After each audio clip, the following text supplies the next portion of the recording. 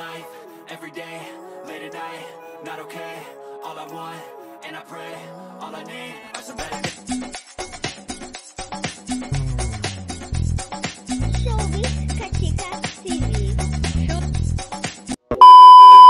Hello mga kachika! Talaga namang sinulit na nga ni Miss Dawn Zulueta ang kanyang time together para nga makasama ang kanyang panganay na anak na si Jacobo bago nga ito pumasok sa kanyang university. Sulit na sulit nga ito dahil nga sa kanilang iba't ibang ganap araw-araw katulad ng walking, commuting, and running errands sa iba't ibang lugar sa New York para rin nga matapos ang mga kailangan gawin ni Jacobo.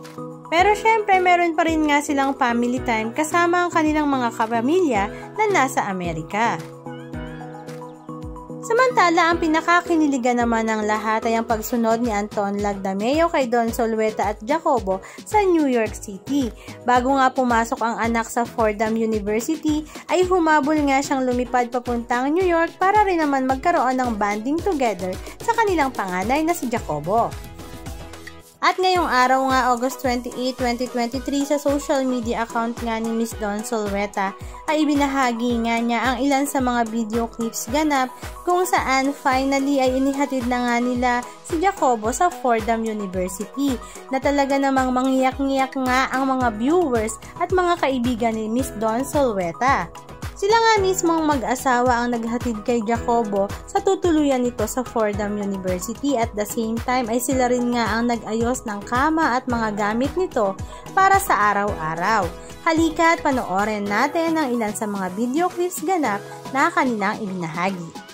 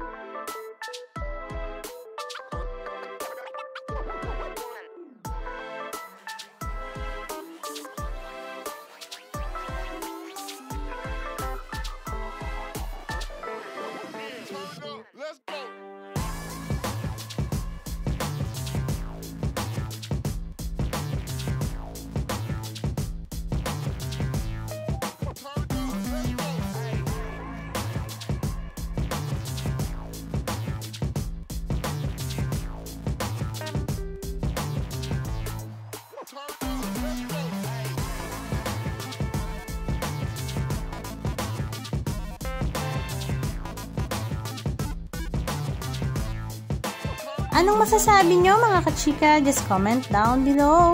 And please don't forget to subscribe. Thank you!